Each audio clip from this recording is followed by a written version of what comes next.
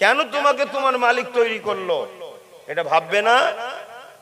এই দুনিয়ায় যুগে যুগে যখনই অন্যায় হয়েছে, ওই অন্যায় থেকে পৃথিবীর মানুষকে আজাদ ও মুক্তি দিয়েছে মোস্তফার গোলামরা। জোরে বলুন সুবহানাল্লাহ। অন্য কারো ক্ষমতা হয় না। আপনি আপনার ভারতের কথা ভাবুন না। এদেশে যখন অন্যায় হয়েছিল, 200 বছরের ব্রিটিশ অন্যায় করেছিল, 200 বছরের ব্রিটিশ অন্যায় করেছিল। ওই ব্রিটিশদের বিরুদ্ধে লড়াই করবে কারো ক্ষমতা ছিল না। আরে শুনুন না ইতিহাস। হাতে গদিতে বসে কালি কলম নিয়ে অনেক কিছু লেখা যায়, হাকিকাতটা বলুন। আর হাকিকাতটা লিখতে গেলে না কলজে থাকা দরকার। সর্বপ্রথম ওই ব্রিটিশদের বিরুদ্ধে লড়াই করার ফতোয়া দিয়েছিলেন হযরতে আব্দুল আজিজ মুহাদ্দিস দেলবি রাহমাতুল্লাহ আলাইহি, যিনি একজন হাদিসের মুহাদ্দিস, হাফেজ হাদিস ছিলেন। জোরে বলুন সুবহানাল্লাহ। আমার নবীর গোলাম। 70,000-এর উপরে আলেম উলামা হাফেজে কোরআনরা ব্রিটিশের বিরুদ্ধে লড়াই করতে করতে নিজের জানকে কুরবান করেছে। এটা আমার নবীর গোলাম। অন্যায় দেখলে কখনো মুস্তাফার গোলামরা চুপ থাকে না। সে অন্যায় পুরুষের উপরে হোক, নারীর উপরে হোক, মুরব্বীদের উপরে হোক, বাচ্চাদের উপরে হোক, দেশের উপরে হোক, অন্য ধর্মের মানুষের উপরে হোক, যারই উপরে হোক, মুস্তাফার গোলামরা সবসময় মজলুমের পাশে দাঁড়ায়। মজলুমের পাশে দাঁড়ায় আর জালিমের বিরুদ্ধে লড়াই করে।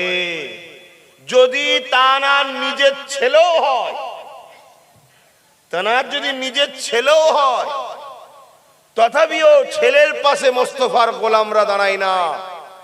যদি ছেলে জুলুম করে, ছেলের বিরুদ্ধে গিয়ে মজলুম, যার উপরে জুলুম হয় তাকে মজলুম বলা হয়, সে যদি অমুসলিমও হয় তার পাশেও রাসূলের গোলাম গিয়ে দাঁড়ায়। জোরে বলুন সুবহানাল্লাহ। এটা আদর্শ আমাদের। তাই আজকে আমরা পৃথিবী জুড়ে যে অত্যাচার হচ্ছে, এই সন্ত্রাসদের পক্ষে আমরা দাঁড়াতে পারি না। তাতে যদি কেউ সন্ত্রাসদের পাশে দাঁড়িয়ে মুস্তাফার গোলামদের ঘরে রক্তচক্ষু দেখায়, আপনার রক্তচক্ষু একদিন বন্ধ হয়ে যাবে ফেরাউনের মতো, কিন্তু আমাদের দাঁড়ানো বন্ধ হবে না। জোরে বলুন সুবহানাল্লাহ। এটা আমাদের আদর্শ, এটা আমাদের শিক্ষা। তো যাক, আমার দয়ার নবীর আলোচনার মাহফিল করেছি আমরা। যেখানেই মাহফিল হবে উদ্দেশ্য জানে থাকে রাসূলি আলোচনা বেশি বেশি হবে, তবে সেই মাহফিল আল্লাহর দরবারে কবুল হবে। জোরে বলুন সুবহানাল্লাহ। তা আমি অনুরোধ করব, একটু চেপে চেপে বসা যায় কি একটু দেখবেন এবারে। কেন আলহামদুলিল্লাহ বাগান সেজে গেছে, কত সুন্দর। দেখুন গোলামরা সব বসে পড়েছে। কার গোলাম বলুন? আমার বাপের বলছি নাকি? না না না, দোনো জাহানের সুলতানের গোলাম আপনারা। জোরে বলুন সুবহানাল্লাহ। আমিও জিনার গোলাম, আমার বাপও তিনার গোলাম, আমার দাদাও তিনার গোলাম, ফুল কায়নাত তিনার গোলাম। আসুন সেই গোল মালিকের উপরে, সেই রাসূলের উপরে একটু দরুদ। আল্লাহুম্মা সাল্লি আলা।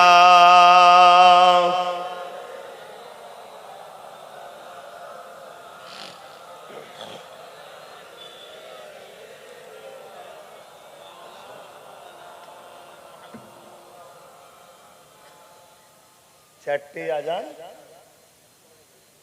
4:15 জামাত। এটা প্রথম বলে দিলাম, কারণ অনেকে দেখেছি আজান দিলে মাহফিল থেকে উঠে যায়, নামাজের জন্যই যাই জানি, কিন্তু এটা আদবের বেখিলাফ। এটা আদবের এটা এটা ভুল কাজ। এটা কেন? এটা একটা ক্লাস চলছে, অতএব সেখানে নামাজ আপনাকে যদি, যিনি ক্লাস নিচ্ছে তিনি যে নামাজ পড়বে না, তিনি তো নামাজ পড়বে, এটা খেয়াল রাখতে হবে। যদি ঘোষণাটা প্রথম তো দিলাম, অনেকে জানে না, প্রতিদিনের নাই ভাবছে হয়তো আজকেও, কিন্তু মাহফিলের দিনে নামাজ একটু পিছিয়ে দেওয়া হয় বা আগিয়ে দেওয়া হয়, ওয়াক্তে পড়তে হয়, এই হচ্ছে কথা। তো সেই জায়গায় 4টে আজান, 4:15 জামাত। আউযু বিল্লাহি মিনাশ শাইতানির রাজীম।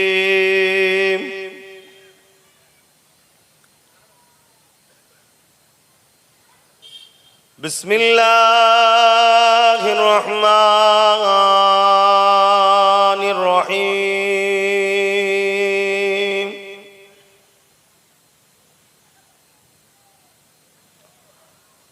আলহামদুলিল্লাহ আলহামদুলিল্লাহি নাহমাদুহু ওয়া নাস্তাঈনুহু ওয়া নাস্তাগফিরুহু ওয়া নু'মিনু বিহি ওয়া নাতাওয়াক্কালু আলাইহি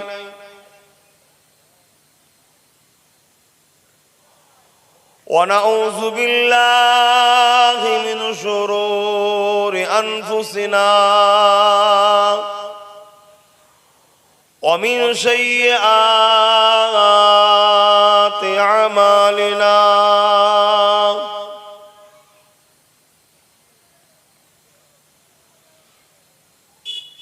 من يهدي الله فلا مضل له ومن يضلله فلا هادي له ونشهد أن لا إله إلا الله وحده لا شريك له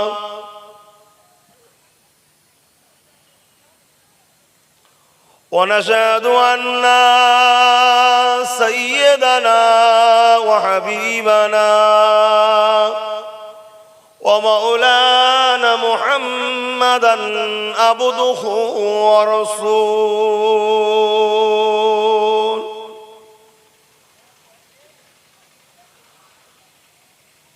أما بعد فيا أيها الحاضرون رحمكم الله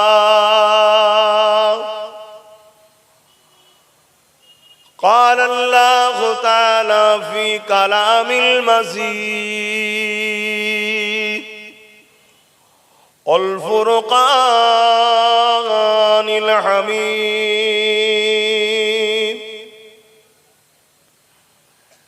إن الله وملائكته يصلون على النبي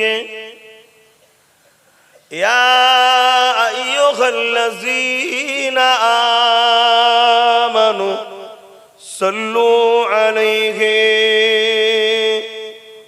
وسلموا تسليما اللهم صل على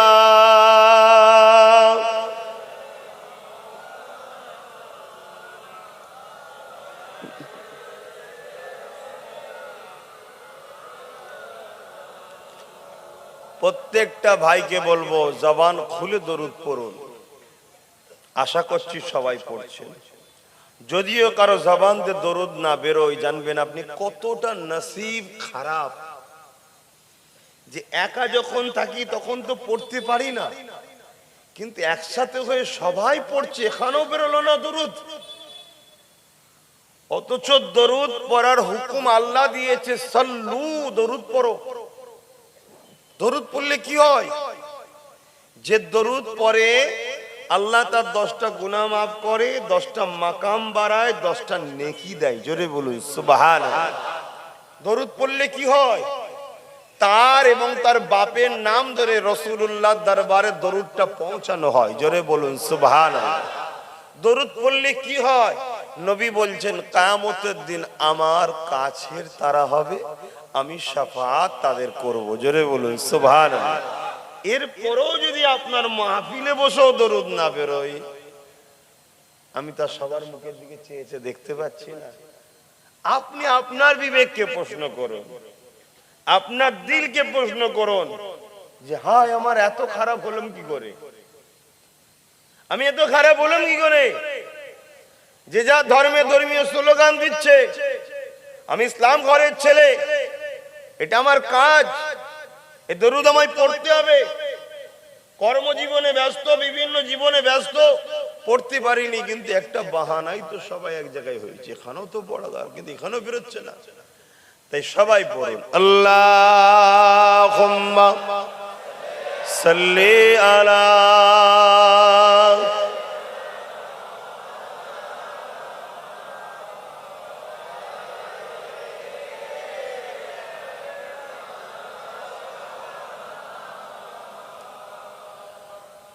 मेरी उल्फत मदीने से यूं ही नहीं, मेरे आका का रोज़ा मदीने में है।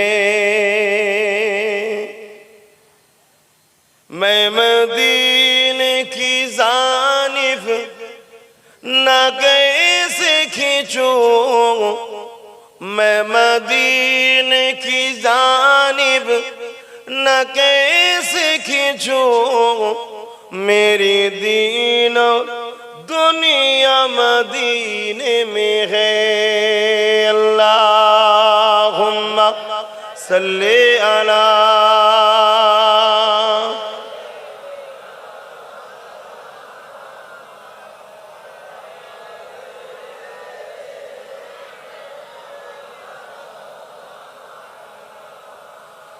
कलमे ला इलाहा इल्लल्लाह, ला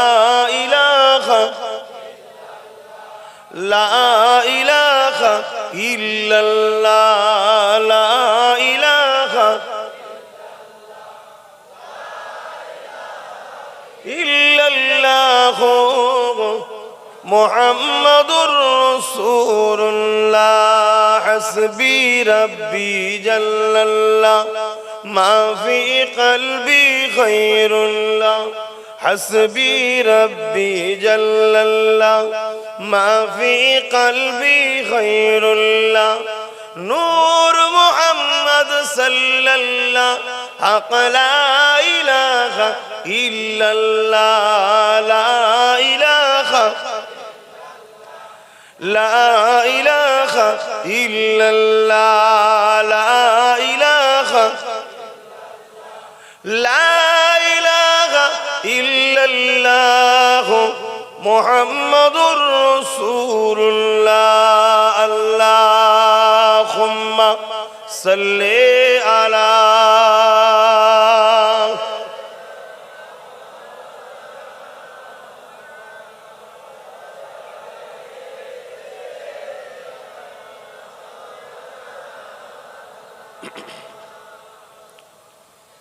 وقال الله تعالى في كلام المسيد الفرقان الحميد وما خلقت الجن والإنس إلا ليعبدون। আমার আব্বা জানেরা, পর্দা নিশিনা আমার আম্মা জানেরা, আমার ভাইয়েরা, আমার বোনেরা, ছোট ছোট বাচ্চারা, এসেছি, আল্লাহ নিয়ে এসেছেন। গত বছর মনে হচ্ছে আসতে পারিনি, এবছরও না আসার চান্সটাই বেশি ছিল, কেন গতকালকে রাত 1:30তেই ঘরে ঢুকেছি, মালদায় গিয়েছিলাম, জলসা করেছি, সঙ্গে সঙ্গে আবার নামাজ পড়েছি, আসরে বেরিয়ে চলে এসেছি, শরীর খুব ক্লান্ত। গত বছর আসিনি বলে ভাবলাম আজকে যাই, কালকে রেস্ট নেব, অর্থাৎ কালকে যার জলসা আছে সেখানে খোঁজ নিলাম আরো হুজুর মৌলানা আছে, তাহলে একজন না থাকলেও অসুবিধা নেই, কিন্তু আজকে তো কেউই নেই, ওই জন্য কষ্ট হলেও এসেছি। সবচেয়ে বড় কথা, এটাও আল্লাহর হুকুম, আল্লাহ আজকে আমাকে এখানে নিয়ে আসবেন, আমি হাজারো চেষ্টা করলে না করতে পারবো না, তবে কালকে নিয়তটা পাকা করলেইছি, আল্লাহ যেন কবুল করলে কালকে একটু যাব না, তাহলে তারপর দিন শুক্রবার, তাহলে 2 দিন ছুটি হয়ে গেল, শুক্রবার আমি জলসা করি না, একটু রেস্ট পেয়ে যাব। তো ভাইয়েরা আমার, একটা কোরআনের আয়াত তেলাওয়াত করেছি। আমাদেরকে বানিয়েছেন, সৃষ্টি করেছেন যিনি, তিনি কে? এটা সবাই বলুন, আল্লাহ। একবার আল্লাহ বললে 40টা নেকি হয়, দুবার বলেছেন 80টা নেকি হয়েছে। বলুন সুবহানাল্লাহ। একবার সুবহানাল্লাহ বললে আল্লাহ জান্নাতে তার নামে একটা গাছ রোপণ করে। 100 বার সুবহানাল্লাহ বলবেন 100টা। জিন্দেগিতে কত সুবহানাল্লাহ বলেছি, একটা বেকার যায় না। প্রত্যেকটা আল্লাহ একটা করে গাছ তোমার নামে নির্মাণ করে। জোরে বলুন সুবহানাল্লাহ। আল্লাহর এত জায়গা আছে কোথায়? খুবড়িতে যেতে পারে। আল্লাহ তিনি যিনি শুধু বলেন কুন হো যা, ফায়াকুন, সঙ্গে সঙ্গে সব হয়ে যায়। জোরে বলুন সুবহানাল্লাহ। তিনার ডিকশনারিতে কমজোর বলে, না বলে, অসম্ভব বলে কিছু নাই। তিনি যেটা চান সেটা হয়। তিনি সব করেন, জুলুম ও মিথ্যা কথা বলেন না। জোরে বলুন সুবহানাল্লাহ। তো ভাইয়েরা আমার, এই যে পৃথিবী, এটা একটা গ্যালাক্সি। এরকম লাখো হাজারো কোটি গ্যালাক্সি আল্লাহর রয়েছে। এই একটা পৃথিবী দেখে আমরা মনে করি বিশাল পৃথিবী, না বিশাল নয়। এই পৃথিবীটা কতটা, প্রথম আসমানের কাছে একটা ফুটবলের নাই, এরকম ছোট্ট। প্রথম আসমানের কাছে এটা ছোট্ট। এরকম কয়েক লক্ষ হাজার কোটি গ্যালাক্সি পৃথিবী আল্লাহ তৈরি করে রেখেছে। তাই তো দয়ার নবী বলেছেন, আমরাও শোনাই আপনাদের ঘরে, কি এক একজন আসমান জমিনের মতো এত বিশাল এলাকালে জান্নাত পাবে। জোরে বলুন সুবহানাল্লাহ। আর এই বিষয়টা নিয়ে জিবরাইল সাল্লাম প্রশ্ন করেছিলেন, আল্লাহর কাছে জানতে চেয়েছিলেন যে আল্লাহ এই বিশাল জান্নাত ঘুরবে কি করে? আল্লাহ বলেছিল, দুনিয়ায় যাও, মদিনার নবাবী থেকে শত শেষ যে মানুষটা বেরোবে তিনাকে জিজ্ঞেস করবে যে জিবরাইল কোথায়। জিবরাইল কি পাঠাচ্ছে? আর বলছে জিবরাইল কোথায়, এবং তুমি মানুষের সুরাতে যাবে, তোমার হাকিকত সুরাত যেন গোপন থাকে। তো শত শেষে যিনি বেরোচ্ছে তিনি সিদ্দিক আকবর, তিনাকে জিজ্ঞেস করছে জিবরাইল কোথায়। উনি চোখটা বন্ধ করলেন, এক মুহূর্তের মধ্যে বলছে আপনি জিবরিল। জোরে বলুন সুবহানাল্লাহ। কি করে বুঝলেন? না আমি সব জায়গা ঘুরলাম, সাতভাগ আসমান জমিন কায়নাত যা কিছু আছে সব দেখলাম, দেখার পরে আপনাকে খুঁজে পাচ্ছি না। তখন ভাবলাম যে ম্যান আমার সামনে দাঁড়িয়ে আছে, ইনার দিকে তাওয়াজ্জুহ দিই। আমি অন্তর্চক্ষু, তিনটে চোখ। কটা চোখ? একে চন্দ্র, দুয়ে পক্ষ। এটা কে লিখেছে? ঈশ্বরচন্দ্র। সে একজন অমুসলিম হয়ে তিনটে চোখ দিয়েছে। আজকাল মুসলমানরা তিনটে চোখ পায় না, বলে দুটো তো তিনটে কোথায়? আর একটা চোখ হলো কালবের চোখ, অন্তরের চোখ, হৃদয়ের চোখ। এই চোখটা খুলতে গেলে আল্লাহর জাত নাম, পাক নাম আল্লাহ, এই নামে ধাক্কা এখানে দিতে হয়। একে বলা হয় জিকির। ওই ওলি আল্লাহদের সোহবতে যে বায়াত হয় জিকির লাই, কেন? এই কালবটা খোলার জন্য। যে চোখ গরিবের নওয়াজের খুলেছিল, সাতটা আসমান থেকে সাতটা জমিন পর্যন্ত, আসমান জমিন পর্যন্ত সব আল্লাহ দেখিয়েছিলেন। জোরে বলুন সুবহানাল্লাহ। তো গরিবের নওয়াজের যদি এত চোখ থাকতে পারে, রসুলে পাকের প্রথম সাহাবী এবং রসুলুল্লাহ শ্বশুর জীবন সাথী সেই নবী পাক সব সময় উঠা বসা করেছে, তাহলে তিনার চোখের ক্ষমতা আল্লাহ কত দিয়েছে। আমি তখন আপনাকে দেখলাম, আপনি হলেন জিবরাইল। তখন আল্লাহ আওয়াজ দিয়ে বলছে, জিবরাইল বলো, আমার এই জান্নাত ঘুরতে কি আমার বান্দাদের সময় লাগবে? যে বান্দা দুনিয়ার জিন্দেগিতে থেকে আল্লাহ দিয়া পাওয়ার থেকে এক মুহূর্তের মধ্যে সব ঘুরে ফেলতে পারে, আমি আল্লাহ ওই বান্দাগুলোকে যখন জান্নাত দেব, এমন তাদেরকে নিয়ামতওয়ালা বানাবো, এক চোখের পলক ফেললে যেমন আসমান থেকে নিচে চলে আসে। এটা কার দান? এই যে দেখুন আসমান, এই নিচু কার দান? আমি তাদেরকে এমন স্পেশাল ক্ষমতা দেবো, এক মুহূর্তে এই জান্নাত সব ঘুরে চলে আসবে। জোরে বলুন সুবহানাল্লাহ। এই ক্ষমতা সৃষ্টিকর্তার আছে না নাই? তা আমাদেরকে যিনি সৃষ্টি করেছেন, আমাদের বলতে মুসলমান, আমাদের বলতে কার কথা? মানুষ। মানুষ আমাদের বলতে লিল্লাহি মা ফিস সামাওয়াতি ওয়া মা ফিল আরদ।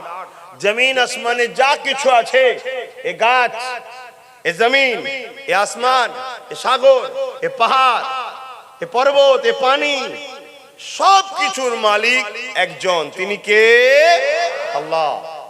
এবং এই যা কিছু করেছে, এই গাছ আমাদের উপকারের জন্য, এ জমিন আমাদের উপকারের জন্য, এ আসমান আমাদের উপকারের জন্য, পানি হয় আমাদের উপকারের জন্য, সূর্য আমাদের উপকারের জন্য, চাঁদ আমাদের উপকারের জন্য, খাদ্য হয় আমাদের উপকারের জন্য, ধান গাছ আপনি লাগান, ফসল কিন্তু আপনি দেন না, গাছটা বাঁচিয়ে ফল আল্লাহ দেয় আমাদের উপকারের জন্য।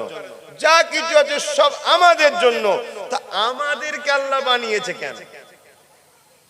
দুনিয়ায় মারপিট করার জন্য, ফিতনা করার জন্য, গাঁজা খাওয়ার জন্য, মদ খাওয়ার জন্য, মা বাপকে কষ্ট দিবার জন্য, হারাম খাওয়ার জন্য, দেশেরকে লুটার জন্য, সন্ত্রাসী করার জন্য না। কি জন্যে? শুধুমাত্র একটা পরীক্ষা। দুনিয়ায় পাঠিয়েছে পরীক্ষা। ইল্লা লিয়াবুদুন, আমাকে খুশি করো, আমার দাসত্ব করো। জোরে বলুন সুবহানাল্লাহ। আমি বলতে আল্লাহ, আল্লাহ বলছেন আমাকে খুশি করো, আমার দাসত্ব করো। এবারে প্রশ্ন, আল্লাহ আপনার দাসত্বটা কি? আপনার দাসত্বটা কি? এই দাসত্বটা কি বুঝাবেন বলে আল্লাহ যুগে যুগে দুটো করে জিনিস পাঠায়। একটা হলো আসমানি কিতাব, আর একটা হলো কিতাবটা বুঝাবার জন্য নবী রসুল পয়গম্বর।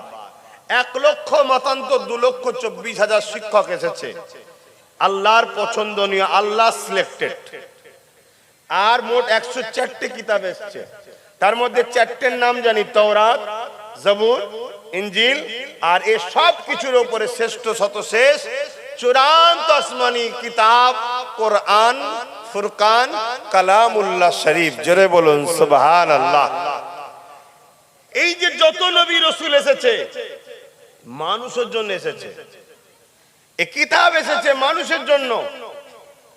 এবং কোরআন সর্বশেষ গাইড বুক, আর রাসূল মুহাম্মদ সাল্লাল্লাহু আলাইহি ওয়াসাল্লাম সর্বশেষ মেসেঞ্জার, আওতার, প্রফেট, রাসূল টোটাল মানুষ জাতির জন্য। যে মানবে সিলেবাস, যে মানবে শিক্ষক, সে কামিয়াবি হবে, রেজাল্ট যেদিন আউট হবে। আর যে সিলেবাস মানলো না, আউট সিলেবাস নিয়ে টানাটানি করছে, দাদুর সিলেবাস, দাদির সিলেবাস, পূর্বপুরুষদের আগে যেগুলো এসেছিল সেই ধরে বসে আছে। কথা বুঝছেন না? বোঝেন না? সেই সিলেবাস নিয়ে চলে গেছে আমার রাসূলুল্লাহর আসার আগে। তাওরাত, জবুর, ইনজিল, আরো 100টি কিতাব ছিল, সহিফা। কথা বুঝে আসছে? তাহলে কি হবে? আজকের পরীক্ষায় সে কিন্তু ফেল। শুনছেন তো নাকি? আর আজকে যিনি শিক্ষক, তিনার কথা মানলো না তো মুহাম্মদ রাসূলকে, সেই পুরাতন দিনে কে ছিল তানাকেই ধরে বসে রয়েছে, তাহলে বরবাদ হতে হবে। কেন? এটা সৃষ্টিকর্তার ফয়সালা। তা রিসেন্ট পৃথিবীর জন্য মুহাম্মদ রাসূল এসেছে। আর কোন সময় এসেছিলেন? যে সময় ছেলেরা মাকে শারীরিক নির্যাতন করত, যে সময় বাপেরাই নিজের মেয়েকে জ্যান্ত পুঁতে দিত, যে সময় শাসকেরা প্রজাদের ঘরে লুটত, যে সময় শাসকেরা বড় বড় স্টেডিয়াম তৈরি করে ভিআইপিরা বসে থাকতো, আর গরিবদের ঘরে সেই স্টেডিয়াম গ্যালারির মধ্যে ছেড়ে দিয়ে বাঘ এর সঙ্গে কুস্তি লড়াই করানো হতো, আর গরিবের ছেলেরা বাঘের থাবায় মারা যেত। এরকম একটা অসভ্য বর্বরতা। যে সময়ে ইনসাফ কি জিনিস ছিল না, ইনসানিয়াত কি জিনিস ছিল না, খুন তাদের কাছে আনন্দ ছিল, সেই সময়ের মানুষগুলোকে মহান সৃষ্টিকর্তা তিনার সৃষ্টির কারণ কি জানাবার জন্য সর্বকালের সর্বশ্রেষ্ঠ রাসূল, নবী, লিডার, পয়গম্বর, পথ প্রদর্শক আমিন আল্লাহ আব্দুল্লাহ হযরত প্রফেট মুহাম্মদ সাল্লাল্লাহু আলাইহি সাল্লামকে মানুষ জাতির জন্য শিক্ষক, নবী, রাসূল করে পাঠিয়েছে। জোরে বলুন সুবহানাল্লাহ। নবী খুলে আম দাওয়াত দিয়েছে, লা ইলাহা ইল্লাল্লাহ আনা মুহাম্মদ রাসূলুল্লাহ। আবু বকর মানলো, আবু জেহেল মানলো না, ওমর মানলো, উতবা মানলো না, উসমান গনি মানলো, সাইবা মানলো না, মওলা আলী মানলো, মক্কার হাজারো জালিম মুশরিকরা মানলো না। যারা মানলো না তারা জাহান্নামী বরবাদ হয়ে গেল। আমার নবীরও কিছু হলো না, আল্লাহরও কিছু হলো না। কিন্তু যারা মানলো তারা আমাদের কাছে কত নিয়ামত, চোখের তারার থেকেও, জানের থেকেও বেশি নিয়ামত আল্লাহ। জোরে বলুন সুবহানাল্লাহ। আমরা সিদ্দিক আকবরের জন্য জান দিতে পারি, মওলা আলী শেরে খোদার জন্য জান দিতে পারি। কেন? তিনি আখিরি শিক্ষককে মেনে নিয়েছে, আখিরি কিতাবকে মেনে নিয়েছে। ঠিক না বেঠিক গোবা? বুঝতে পারছেন তো নাকি? আজকের দিনেও মুহাম্মদ সাল্লাল্লাহু আলাইহি সাল্লাম কিয়ামত পর্যন্ত শেষ আল্লাহর পাঠানো মেসেঞ্জার, আল্লাহর পাঠানো শেষ নবী রাসূল। আমেরিকার জন্য মোহাম্মদ রসুল শেষ নবী, জাপানের জন্য মোহাম্মদ রসুল শেষ নবী, হিন্দুস্তানের জন্য মোহাম্মদ রসুল শেষ নবী, এমন করে প্যালেস্টাইনের জন্য মোহাম্মদ রসুল শেষ নবী, তাম ওয়ার্ল্ডের জন্য। এবং কোরআন হলো শেষ গাইড বুক। যে মানবে সে কামিয়াবি, যে মানবে না সে কামিয়াবি নয়। আমি মুসলিম ঘরে জন্ম হয়েছি, আমার বাপ পীর সাহেব মানুষ, আমার দাদু এক কথাই সবাই তার জন্য ফিদা। আর আমার পদ্দাদো পূর্ব ভারতের মানুষকে ইসলাম শিখিয়েছে। এর আগে ইসলাম ছিল না পূর্ব ভারতে।